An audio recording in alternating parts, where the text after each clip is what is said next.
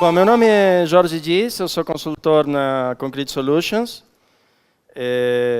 Eu já usei vários chapéus na minha vida profissional. Agora eu sou desenvolvedor Android. Vamos para frente, então. Essa aqui é a agenda, né? Nós vamos falar da qualidade em Android, onde estávamos, quais são os antecedentes que tem de teoria da qualidade, onde estamos nesse momento, o que a plataforma Android e o ecossistema Android favorecem ou não qualidade, e o que a gente tem que olhar daqui para frente, o que a gente pode fazer para melhorar a situação. Isso aqui faz 100 e poucos anos atrás, né? Se fosse hoje, seria, ou se fosse 10 anos atrás, seria, meu Deus, isto roda aplicações. O que a gente usa, que tem no bolso, não é mais um telefone. Certo? A gente usa aquele aparelho para qualquer coisa, menos para falar. Ok? Então, falar em telefone, a gente precisa mudar um pouquinho os conceitos. Quando se fala em qualidade, a gente precisa começar a mudar um pouco os conceitos que a gente aprendeu sobre qualidade na faculdade. O que não aprendeu, né? Para quem fez matéria de engenharia de software, deve ter visto esse modelo aí, modelo V. Qual que é o princípio do modelo V? Aquela parte que vocês veem em púrpura, se parece com algum outro modelo que a gente viu em engenharia de software, né? Um modelo de um negócio que está faltando aqui em São Paulo, caindo. Certo? É o modelo Waterfall. Que são esses passos aí? São levantamento de requisitos, análise, design de alto nível, design de baixo nível e, finalmente, codificação. Antes de tudo isso, a gente não tem nenhum feedback do resultado que a gente faz. Certo? Isso pressupunha ciclos de desenvolvimento ou tempos de desenvolvimento extremamente longos. Tá? Meses ou anos para ter alguma coisa rodando em algum lugar. Quando isso foi definido, não existiam celulares, não existiam o que existe hoje. Tá? Então, esse foi um modelo pensado em outro momento, em outras épocas. Nem naquela época funcionava.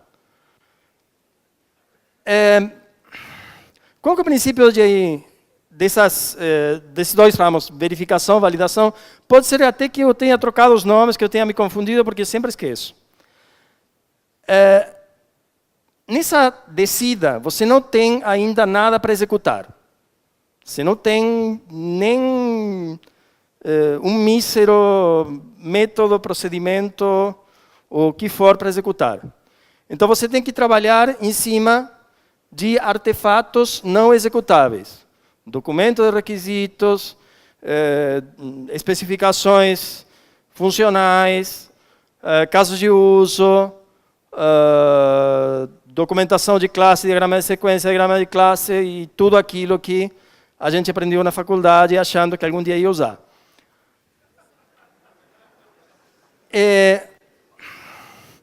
Então, esses processos aí, o que podia ser feito para o pessoal de qualidade não ficar coçando o saco, era você inspecionar aqueles artefatos para ver se tudo seguia as políticas de empresa, as boas práticas, o documento que alguém, em algum momento, teve a ideia de escrever. Para obrigar os outros a, depois, seguirem esse documento, tentar entender o que acontecia. Cada um dos artefatos que era gerado numa dessas fases gerava uma necessidade de verificar se, no final, na contrapartida, aquilo lá era satisfeito. que era a subida dos testes dinâmicos ou testes executáveis.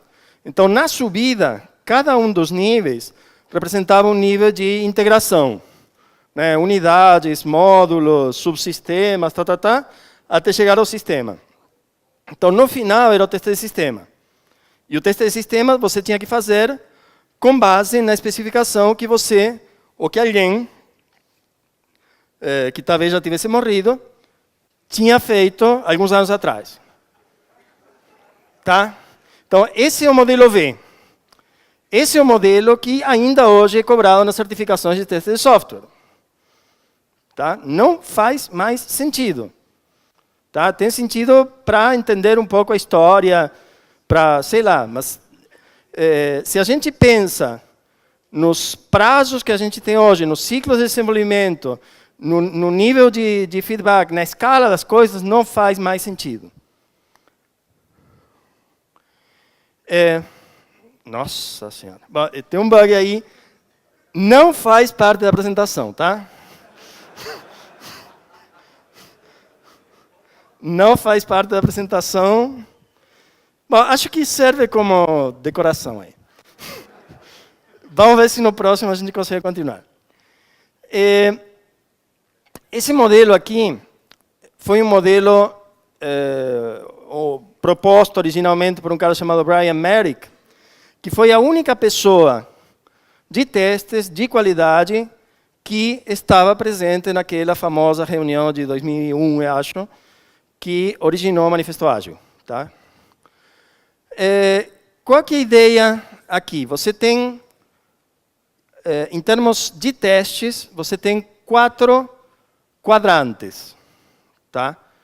E você tem 2 eixos. Um dos eixos, o eixo vertical, lá em cima está o negócio, lá embaixo está a tecnologia.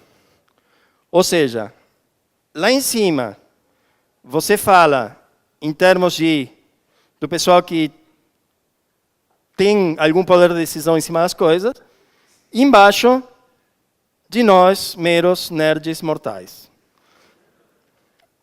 Do lado esquerdo, nós temos aquelas atividades que suportam fazer o produto. Ou seja, que suportam a gente desenvolver a solução. Do lado direito, nós temos a crítica ao produto feito. Ou seja, a pancada que vem depois que a gente entrega o que está ao lado esquerdo.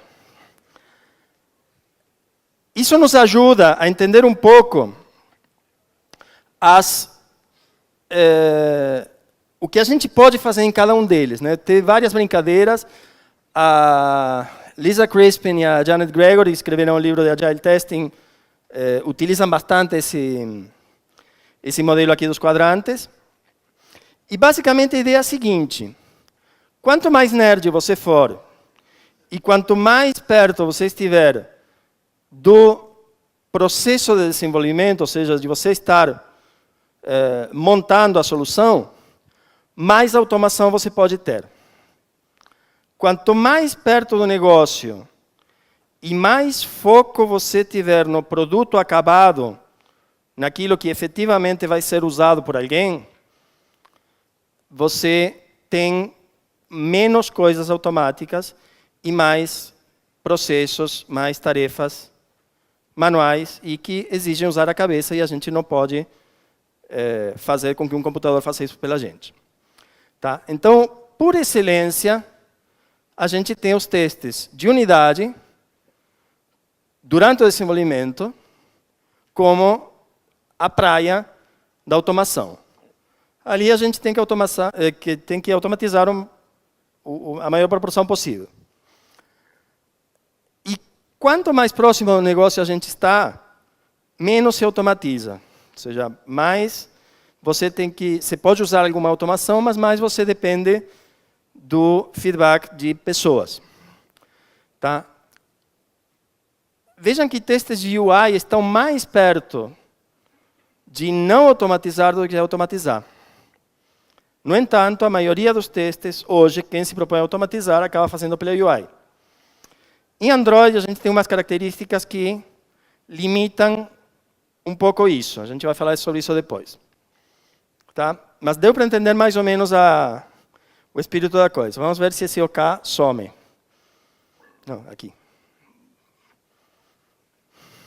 Aonde que eu aponto? Ixi, travou mesmo.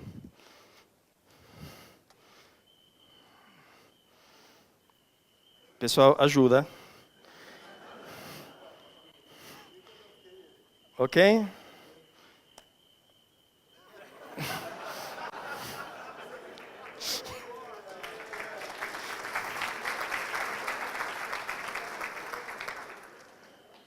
Bom, encontrei...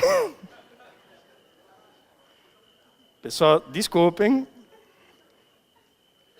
Acontece. No meu computador funcionava.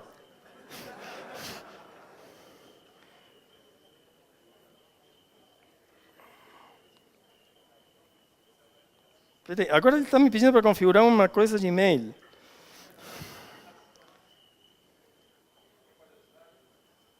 Esse grilo é do Android? Pessoal, desculpem. Vamos lá.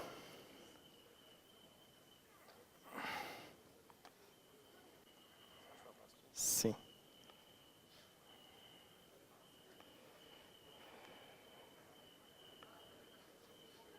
Ah, não, intercom VP, desculpa.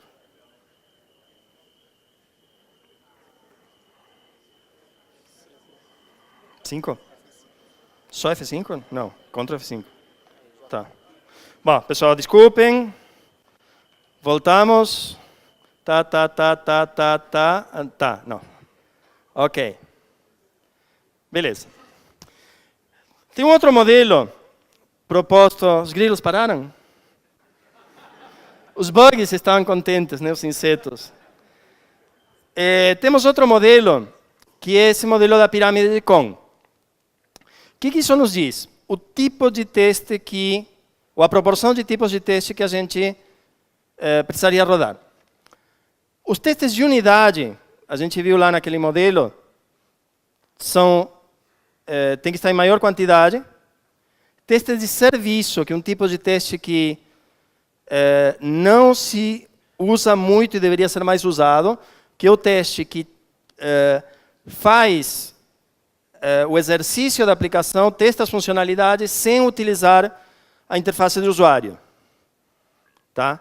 Mas chega no banco de dados, chega numa porção de lugares que o teste de unidade não chega porque ele tem que ser rápido. E, finalmente, o teste de interface do usuário, que tem que ser em menor medida por vários motivos. Porque ele é frágil por natureza. Por mais que a gente se esforce em tornar ele determinístico, uma parte vai falhar. Então, e vai ser demorado. Então, toda estratégia de testes que seja baseada única e exclusivamente em teste de interface usuário está basicamente furada. Qual o problema que a gente tem em Android? Em Android, por causa da arquitetura, infelizmente, a gente é obrigado a ter uma proporção de testes de interface usuário maior do que seria recomendável. Esse aqui é mais ou menos o ciclo de vida dos bugs. Tá?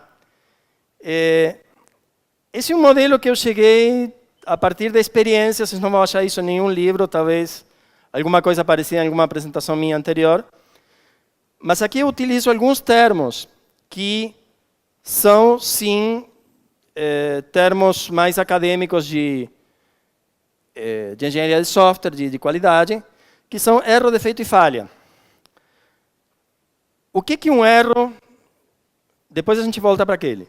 O que é um erro? Um erro é um vacilo, alguma coisa que a gente não deveria ter feito e fez. Tá? É aí que entra o diabinho. Né? O diabinho nos obriga a fazer coisas que não deveria fazer. O que é um defeito? O defeito é a consequência do erro. É alguma coisa que ficou lá dormente no sistema. Se a gente pensa em bug, inseto, tal, seria a larva. Seria aquilo que está lá, que em algum momento se vai tornar uma coisa que incomoda, mas que ainda não se manifestou. O que é uma falha? Uma falha é a manifestação desse bug, a manifestação do problema, a manifestação do defeito. Ou seja, é quando eu tenho um erro na aplicação, quando eu tenho uma tela azul, se fosse no Windows. O que é um diagnóstico? É basicamente entender o que aconteceu. Ali que eu vou no Stack Trace e vejo, tento entender o que aconteceu. Se eu conseguir fazer o diagnóstico, eu posso fazer uma análise do que eu consigo fazer a seguir. O que eu posso fazer? Bom, posso fazer de conta que não aconteceu. Posso corrigir, ou posso agendar a correção. Ou posso, como acontece em muitos casos, fazer a correção e gerar um novo erro. Tá? Porque, afinal, os insetos e os bugs são muito mais numerosos que nós.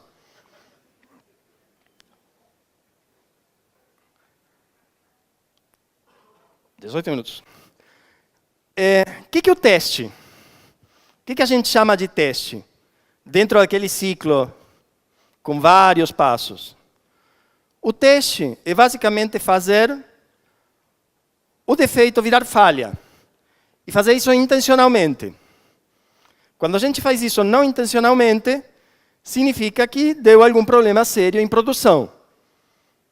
Tá? O teste não é necessariamente automatizado. Apesar de você ouvir muita gente falando, tem que automatizar, tem que automatizar, tem que automatizar tudo, não é necessariamente automatizado. Não é necessariamente roteirizado, ou seja, não necessariamente eu preciso ter passos bem definidos de como executar um teste. Aliás, muitas vezes a gente encontra bugs fazendo um teste exploratório, fazendo um teste com alguma metodologia, só que sem um roteiro fixo. Tá? Usa ideias de teste, busca pela experiência os lugares onde sabe que pode dar problema. E ele não é necessariamente contra uma especificação. Ou seja, não necessariamente a gente tem que saber como a aplicação deveria se comportar. Porque em muitos casos a gente não sabe mesmo. Tá? Em muitos casos a gente vai usando e tem alguma coisa que está estranha. Isso aqui deveria ser assim ou não deveria ser? Tá? A gente nunca pode falar, não está na especificação, não está dito em nenhum lugar, não é um bug. A não ser que a gente queira tirar o nosso da reta. Mas em termos de produto, isso não é necessariamente verdade, não é necessariamente bom. Tem um outro lado de qualidade, que aí tem a ver com defeitos que viram falhas não intencionalmente, que é a monitoração. Por que a monitoração é importante? Uma, porque o pessoal de marketing precisa de números para saber como direcionar o produto, principalmente num aplicativo que tem uma difusão grande. Temos várias ferramentas para isso, algumas delas têm suporte específico para que a gente possa facilitar o diagnóstico de problemas no código em produção. Tá? Por exemplo, a New Relic, por exemplo, a Crashlytics. Quem usa esse tipo de ferramentas aqui? Tá, uma proporção, digamos, 20%. Super importante. Aí entra a questão de que o monitoramento e algumas técnicas que a gente pode usar durante o desenvolvimento acabam funcionando como uma espécie de teste contínuo. Qual é um dos problemas do teste direcionado, teste formal, digamos? Que a gente vai ficar exercitando uma parte relativamente pequena da aplicação. E esquece de um monte de situações que acontecem durante a utilização real do aplicativo, durante a utilização real da API que o aplicativo usa, que a gente perde. Então, não só a gente pode usar esse tipo de ferramentas, como tem que favorecer, através de práticas de codificação, por exemplo, e alguém pode gritar, assertivas em tempo de execução, aquele famoso assert do Java, ativar em tempo de execução, com critério, isso ajuda muito a você detectar falhas que não seriam detectadas durante o tempo que é necessariamente limitado de um teste formal, um teste que a gente chama de teste. Tá? Então, tem uma série de atividades, uma série de coisas que a gente pode fazer que tem o papel de revelar as falhas e que não necessariamente a gente chama comumente de teste. Cobertura. Tem aquele fetiche de cobertura, nós temos X% de cobertura, nós temos X% de cobertura de classe, de testes unitários, de atividades, mas aquilo lá é referente àquilo que você roda durante o teste formal, o teste que a gente chama de teste. Agora, pense em campo. Quantas oportunidades a gente perde de revelar falhas? Ou seja, não é aquela classe ser executada uma vez, aquele método ser executado uma vez. Aquele método está coberto. Mas está coberto na versão X da sobremesa, está coberto no país tal, está coberto com um usuário que, sei lá, decidiu configurar o telefone para ficar piscando o tempo inteiro, não sei. Então, ali a gente tem a oportunidade de aumentar a cobertura real, a cobertura daquilo que é executado, considerando como universo todas as vezes que o aplicativo é executado em algum aparelho em alguma parte do mundo. Ok? Agora, em qual velocidade essa roda gira? Se a gente pensa em suportar processos de desenvolvimento, seja aquele lado esquerdo dos quadrantes, a gente tem que pensar que essa roda tem que girar muito rápido. Por quê? Aí nós temos a questão do TDD. O TDD é desenvolvimento guiado por testes. Desenvolvimento guiado por testes no micro, no pequeno, no rápido. Ou seja, na IDE. A gente tem que ter uma resposta muito, muito rápida, na ordem de segundos. Agora, vou fazer a mesma pergunta que o meu colega Victor, que a gente trabalha na mesma equipe, por acaso, fez hoje de manhã. Quantos de vocês fazem TDD? Em aplicativos Android? Com RoboElectric? RoboElectric? RoboElectric? Mas é difícil. Tá? É difícil porque a arquitetura do Android não favorece isso. A gente depende de feedback muito rápido, depende do dublês de teste, tem bibliotecas de mock que não funcionam bem dentro do Android, depende da arquitetura limpa, a arquitetura Android tem alguns problemas nesse sentido. Em resumo, é difícil usar TDD clássico no ecossistema Android.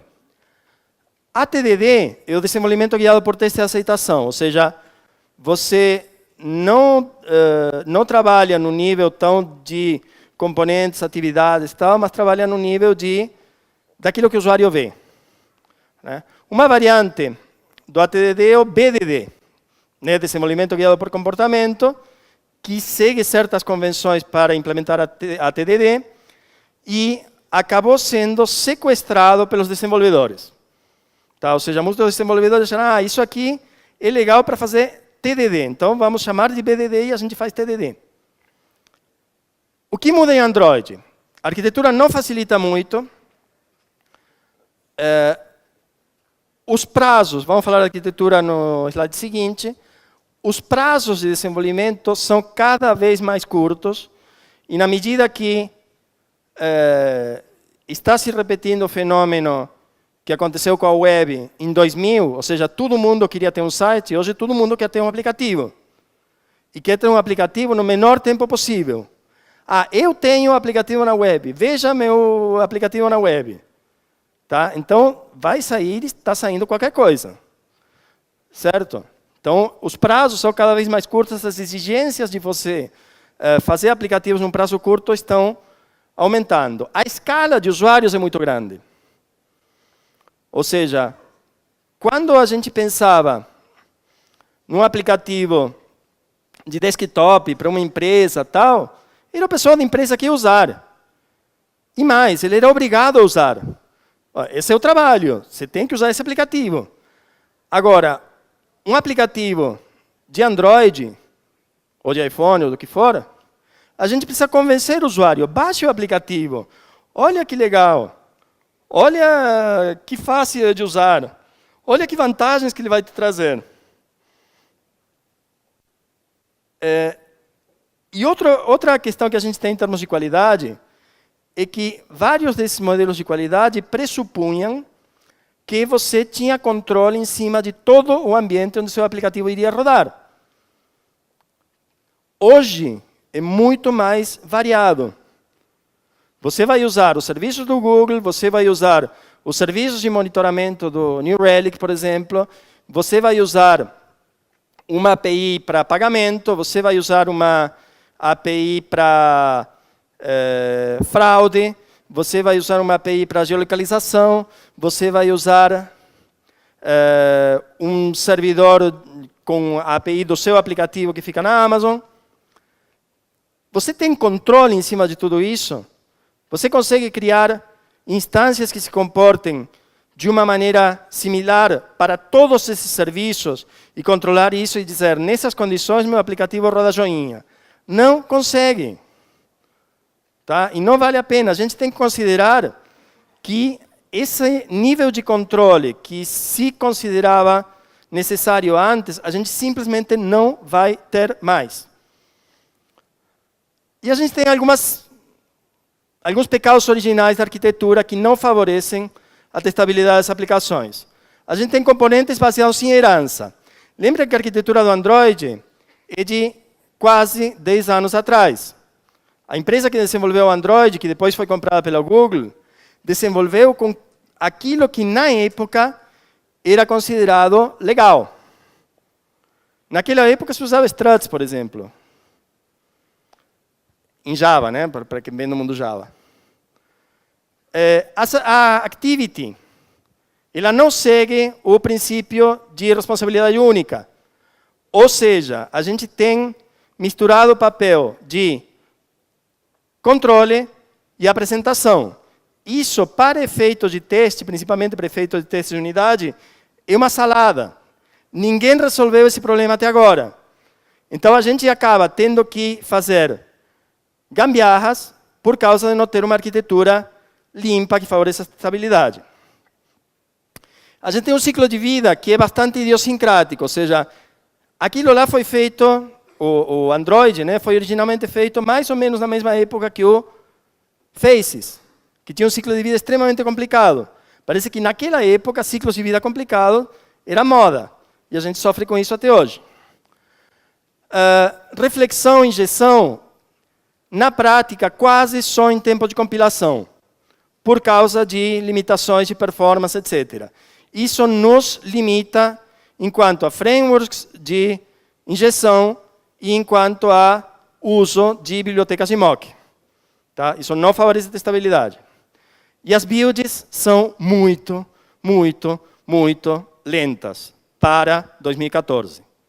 Não faz mais sentido você ter um ciclo que faça com que do fonte até o aplicativo rodando você tenha tantos passos e um negócio tão demorado. Tá? Para desenvolvimento tem que ser coisa de segundos e não é. É questão de minutos. Isso atrapalha o fluxo mental, para efeito de, por exemplo, TDD. O que a gente tem de ferramentas dentro do Android para teste? Nós temos o Test Framework que vem na SDK.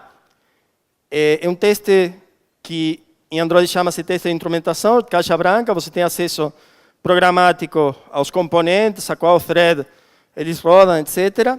Ele é baseado em JUnit 3, JUnit 4 saiu em 2006, então está um pouquinho desatualizado ainda. Inclui stubs dos componentes principais, e nós temos algumas outras bibliotecas que utilizam testes de instrumentação, que são construídas em cima desse cara, que são o Robotium, que é o mais usado, e o Expresso. A outra ferramenta que vem junto com a APK, que é mais nova, é o UI Automator. Ele é baseado na API de acessibilidade, só funciona a partir de 4.1 alguma coisa. Então, basicamente, menos de 20% dos aparelhos que rodam hoje podem usar o UI Automator. E o que ele faz é fornecer um serviço acessível remotamente. Então, você consegue, com isso, viabilizar agentes que rodam dentro do aparelho e clientes que se comunicam com esse agente em qualquer linguagem. Ou seja, você usa um protocolo comum e, do outro lado, você tem um serviço web. Então, você pode usar qualquer linguagem para acessar aquele serviço web. Esse agente aí está errado. São outros agentes que têm, que permitem fazer testes remotos de UI, né? Depende de um agente no Android, que pode ser baseado no UI Automator ou nas ferramentas de instrumentação. Se for baseado nas ferramentas de instrumentação, eles têm que alterar o aplicativo necessariamente. Essa é outra vantagem do UI Automator, você não precisa alterar o aplicativo que está rodando. E nós temos alguns casos aí, Appium, Calabash e Celendroid. O que a gente usa lá na Concrete, por enquanto, é o Calabash, o mais fácil de você configurar. Tá? Mas, como desvantagem, tem o fato de que utiliza um protocolo proprietário e não o protocolo do WebDriver, que nos permite integrar a todo o ambiente de Selenium que já existe para teste de interfaces web. Tá? E o Roboelectric, que permite fazer testes de unidade, só que ele faz uma gambiarra de mocar todas as interfaces que são stubs dentro da APK. Tá? Então, roda, na verdade, na JVM, e aí você pode rodar qualquer coisa que roda na JVM. Se baseado em API de acessibilidade, desculpe, é um erro, era do outro slide. E eu vim para confundir, não para explicar. Tá? E, por conta do probleminha ali, não sobrou muito tempo para perguntas, mas, de qualquer maneira, obrigado, esse aqui é meu contato. O Victor não falou, mas a gente está contratando lá na Concrete. Tá? Obrigado.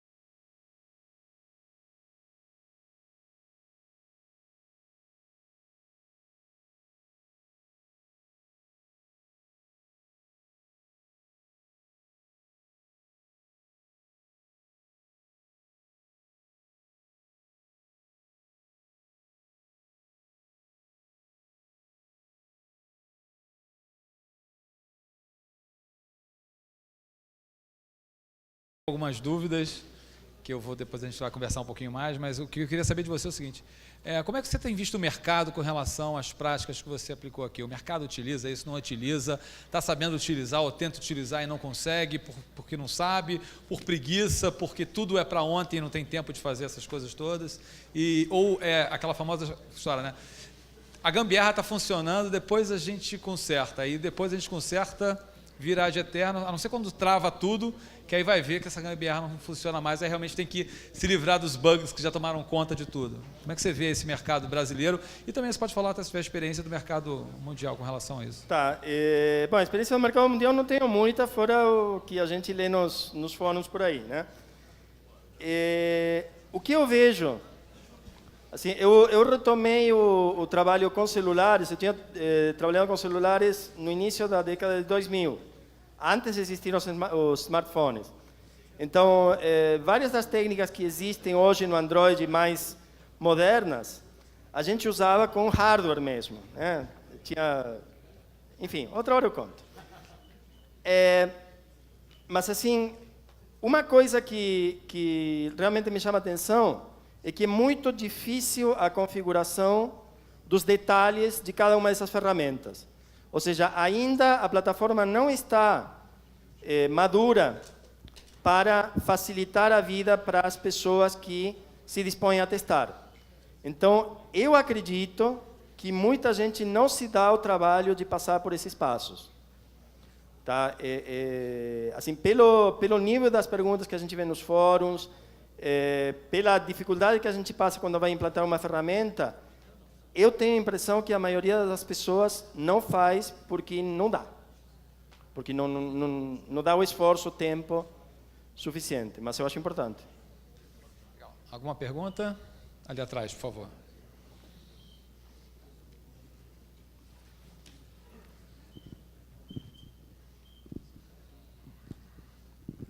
Na palestra anterior do teu colega, eu perguntei para ele se ele fazia teste unitário, usava TDD, e ele me explicou que fazia com um módulo separado Java, em vez de usar o RoboElectric com Java puro. Eu queria saber... Não é em vez. É usando o RoboElectric com Java puro. Com RoboElectric? Desculpa. Com RoboElectric. Ah, tá. Então tá. E por que essa opção? Porque eu nunca testei, na verdade, tentar isolar a parte Java pura num módulo. Tá. Mas... isso é pelo seguinte motivo. O Gradle, ele não se dá bem com um módulo gerando diferentes artefatos. Então, basicamente, você gera um tipo de artefato por módulo. Então, como o build do Android tem todos aqueles passos, né, que ele primeiro compila o Java no PC para gerar os .class, né, o .jar com os .class. Depois ele tem o DexMaker, que gera os arquivos .dex, que a máquina virtual da Alvik entende dentro do aparelho. Se você mistura dois artefatos de tipos diferentes, não funciona. Tá? Então, por isso que tem esse módulo separado, porque você precisa gerar um jar que vai ser usado como jar com os .class lá dentro da JVM. É por isso. Tá? Não sei se respondeu. Tá chegando, RoboElectric naquele módulo, sim. O RoboElectric não se usa dentro do aparelho. É para usar dentro da JVM. Pensei que o RoboElectric fazia tudo, ele já pegaria e já... Não, o RoboElectric não funciona como teste de instrumentação. Tá? Ele tem acesso aos componentes, um teste de caixa branca, mas funciona numa instância gambiarrada do APK que roda na JVM. Tá certo. Tá bom, Certo. obrigado. Mais alguma pergunta? Bem, então vamos para... Obrigado, agradeço. Mais uma salva de palmas aí para o mestre. Obrigado, mestre. Pessoal, vamos sair então para o coffee. Voltamos aí pontualmente